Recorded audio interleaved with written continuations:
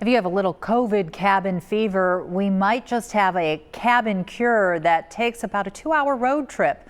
Blogger Dorward Jones, who writes about places to go in the tri-state, went a little further afield to check out a charming place to stay near all the hiking, and I went along for the ride.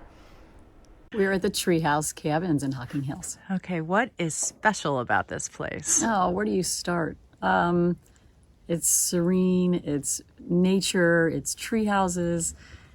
It's just a wonderful, cozy time. Literally built in the trees, the 3, almost 4 cabins now are the result of a dream that was years in the making. Just ask co-owner Julian Allen. I spoke to my wife about it and said, I've got this idea. And she was like, okay, babe, sounds good. And I said, I think it's going to be expensive.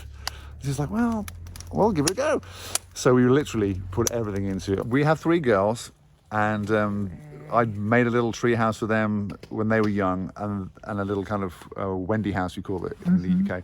And they'd had a lot of fun. Just so we wanted to recreate that. He says it took a couple years of searching to find the perfect property, a place with lots of trees to build cabins in the canopy and a quiet space off the road for that serenity Michelle talked about.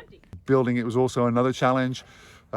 It was difficult to build down into these hollows. But they did it with community help. And for visitors, they created a unique home away from home in the woods. The houses are adorable. Everything is here.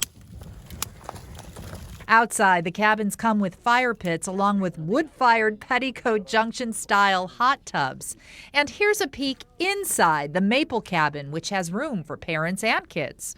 Yes, it is for family. It goes from that to the new one they're building, which is for honeymooners, and we went through that today, and it's so cute. It's like a little gnome home. It is a gnome home. That's what I said you should call it. In keeping with the tree theme, its real name is the Hemlock. It and the other cabins are minutes away from terrific hiking.